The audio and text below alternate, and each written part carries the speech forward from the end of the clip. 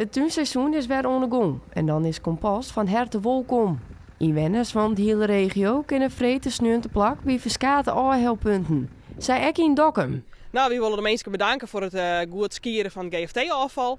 En daarom hebben we elke keer een compostactie en delen we dat uit onder de mensen. Zodat ze dat weer uit de tuin heen kunnen gooien. Maar skiën de inwoners haar een afval wel? Jazeker, ja. Winters is er weinig te scheiden, want er is heel weinig tuinafval. En zomers dan hebben we soms een hele volle bak.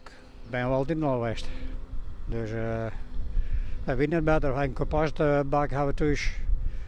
En daar doen we dan alle rotzooi wat erin kan en dan broeken we lekker bij. Ja, wij scheiden dat altijd heel strikt. Ja. Compost is eigenlijk een natuurproduct. Hè. Dat wordt maken vanuit groenteafval en ook afval uit de tuin. En dat wordt eigenlijk vermjellen en daar maakt ze compost van. Ik gooi het pleetje er even al hoor. Ja, het krijgt wat strand op. Nou ja, daar wordt de groen wat laster van. Hè? Ik ben mag er misschien wel wat kunstmest bij gooien. Als je het in nog net zei, dan zei je het evangelie hadden hier het om. De groen wordt er wel mooi van. Hè? Als je nog helemaal minder groen hast, dan zwaai je compost erop. Even de vrezen terug en dan heel dit web wordt en wat kaal wordt en zo. En met er wel een beetje koelstrand bij. Hey, dan krijg je wel weer een mooi humusgroen. Hey. Vretemorgen giet het zo uit dat er extra compost onvregen worden moest.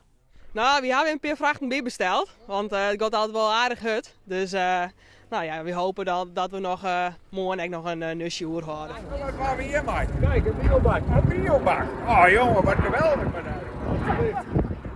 Ja, wat maak je ermee? Ja, dan kan dan de appelskiel in en de poetsie. Ja, dan heb ik je skil de appels en dan kwak ik ze saai in de bak.